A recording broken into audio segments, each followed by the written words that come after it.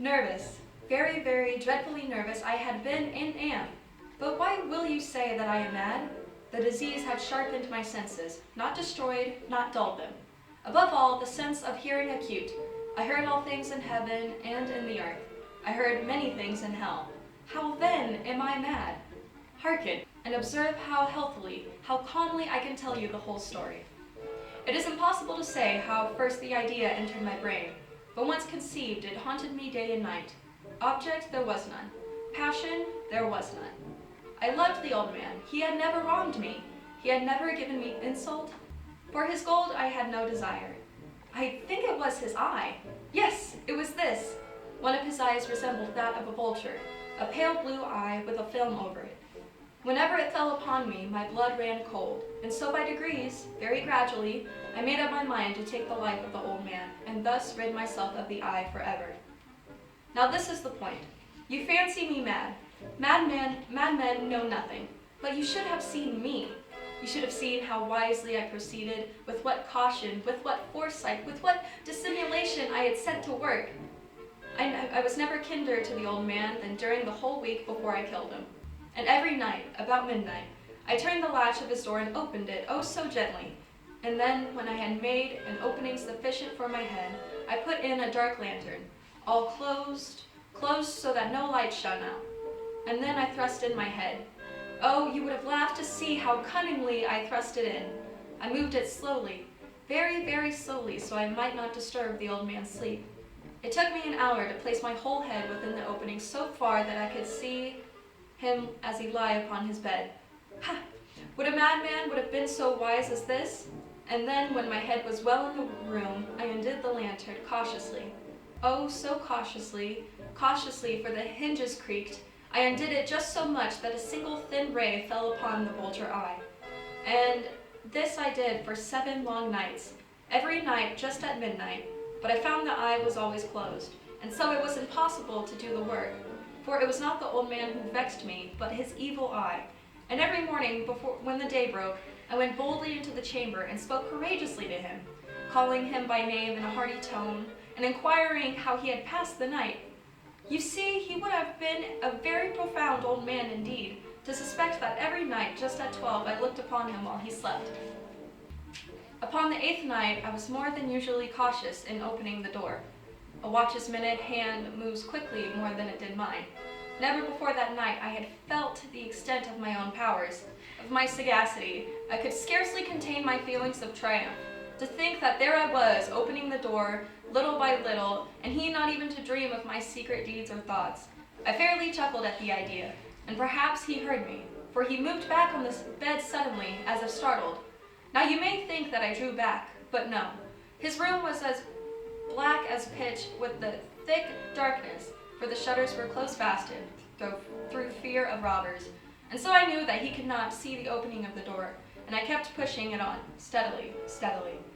I had my head in, and was about to open the lantern when my thumb slipped upon the tin fastening, and the old man sprang up in the bed, crying out, "Who's there?" I kept quite still and said nothing. For a whole hour I did not move a muscle, and in the meantime I did not hear him lie down. He was still sitting up in the bed, listening, just as I had done, night after night, hearkening to the death watches in the wall. Presently I heard a slight groan, and I knew it was the groan of mortal terror. It was not a groan of pain or grief, oh no. It was the low stifled sound that arises from the bottom of the soul when overcharged with awe. I knew the sound well. Many a night, just at midnight, when all the world slept, it had welled upon from my own bosom, deepening with its dreadful echo, the terrors that distracted me. I say I knew it well. I knew what the old man felt, and pitied him, although I chuckled at heart. I knew he had been lying awake ever since the first slight noise when he had turned in the bed. His fears have been ever growing upon him. He had been trying to fancy them causeless, but could not. He had been saying to himself, "It is nothing but the wind in the chimney. It is only a mouse crossing the floor, or it is merely a cricket which has made up a single chirp." Yes, he's been trying to comfort himself with all these suppositions, but he had found all in vain. all in vain, because death, in approaching him, had stalked with his black shadow before him and enveloped the victim. And it was the mournful influence of the unperceived shadow that caused him to feel, although he neither saw nor heard, to feel the presence of my head within the room. When I had waited a long time, very patiently, without hearing him lie down, I resolved to open a very little crevice in the lantern. So I opened it. You cannot imagine how stealthily, until at length a single dim ray, like the thread of a spider, shot out from the crevice and full upon the vulture eye. It was open, wide open, and I grew furious as I gazed upon it. I saw it with perfect distinctness, all a dull blue, with a hideous veil over it that chilled the very marrow in my bones. But I could see nothing else of the old man's face or person, for I had directed the ray, as if by instinct, precisely upon the damned spot. And now I have not told you what you mistake for madness is but over-acuteness of the senses. Now, I say, there came to my ears a low, dull, quick sound, such as a watch makes when enveloped in cotton. I knew that sound well, too. It was the beating of the old man's heart. It increased my fury as the beating of the drum stimulates the soldier into courage. But even yet I refrained and kept still. I scarcely breathed. I held the lantern motionless. I tried how steadily I can maintain the ray upon the eye. Meantime, the hellish tattoo of the heart increased. It grew quicker and louder every instant. The old man's terror must have been extreme. It grew louder, I say, louder every moment. Do you mark me well? I have told you that I am nervous. So I am. And now, at the dead hour of the night, amid the dreadful silence of that old house, so strange a noise that excited me to uncontrollable terror. Yet, for some minutes longer I refrained and stood still, but the beating grew louder and louder. I thought the heart must burst, and now a new anxiety seized me. The sound would be heard by a neighbor. The old man's hour had come. With a loud yell, I threw upon the lantern and leaped into the room. He shrieked once only, and in an instant I dragged him to the floor and pulled away the heavy bed over him, and then I smiled gaily to find the deed so far done. But for many minutes the heart beat on with a muffled sound. This, however, did not vex me.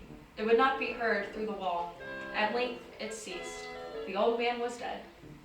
I removed the bed and examined the corpse. Yes, he was stone dead. I placed my hand upon the heart and held it there many minutes. There was no pulsation. He was stone dead. The eye would trouble me no more. If you still think me mad, you will think so no longer when I describe the wise precautions I took for the concealment of the body. The night waned, and I worked hastily, but in silence. First of all, I dismembered the corpse. I cut off the head and the arms and the legs. I took up 3 planks from the flooring chamber and deposited all between the scantlings. I then replaced the board so cleverly, so cunningly, that no human eye, not even his, could have detected anything wrong. But there was nothing to wash out, no stain of any kind, no blood spot whatsoever. I had been too wary for that. A tub had caught all. Ha ha! When I had made an end of these labors, it was 4 o'clock, still dark as midnight. As the bell hounded the hour, there came a knocking at the street door. I went down to open it with a light heart, for what had I now to fear? There entered 3 men, who introduced themselves with perfect suavity as officers of the police. A shriek had been heard by a neighbor during the night. Suspicion of foul play had been aroused. Information had been lodged at the police office, and they, the officers, had been deputed to search the premises. I smiled, for what had I to fear? I bade the gentleman welcome. The shriek, I said, was my own in a dream. The old man, I mentioned, was absent in the country. I took my visitors all over the house. I bade them search well. I led them, at length, to his chamber. I showed him his treasures, secure, undisturbed. In the enthusiasm of my confidence, I brought chairs into the room and desired them here to rest their fatigues, while I myself, in the wild audacity of my perfect triumph, placed my own seat upon the very spot beneath which I reposed the corpse of the victim. The officers were satisfied. My manner had convinced them. I was singularly at ease. They sat, and while I answered cheerily, they chatted familiar things. But ere long, I felt myself getting pale and wished them gone. My head ached, and I fancied a ringing in my ears. But still they sat and still chattered. The ringing became more distinct. It continued and became more distinct. I talked more freely to get rid of the feeling, but it continued and gained definitiveness, until at length I found that the noise was not within my ears. No doubt I now grew very pale, but I talked more fluently and with a heightened voice.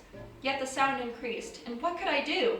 It was a low, dull, quick sound, much such as a sound as a watch makes when enveloped in cotton. I gasped for breath, and yet the officers heard it not. I talked more quickly, more vehemently, but the noise steadily increased. I arose and argued about trifles in a high key with a violent gesticulations, but the noise steadily increased. Why would they not be gone? I paced the floor to and fro with heavy strides, as if excited to fury by the observation of the men, but the noise steadily increased. Oh God, what could I do? I foamed, I raved, I swore, I swung the chair upon which I had been sitting and grated it upon the boards. But the noise arose over all and continually increased. It grew louder and louder and louder, and still the men chatted pleasantly and smiled. Was it possible they heard not? Almighty God, no, they heard, they suspected, they knew. They were making a mockery of my horror. This I thought, and this I think. But anything was better than this agony. Anything was more tolerable than this derision. I could bear those hypocritical smiles no longer. I felt that I must scream or die, and now again, hark, louder, louder, louder, louder. Villains, I shrieked, dissemble no more, I admit the deed. Tear up the planks, here, it is the beating of his hideous heart.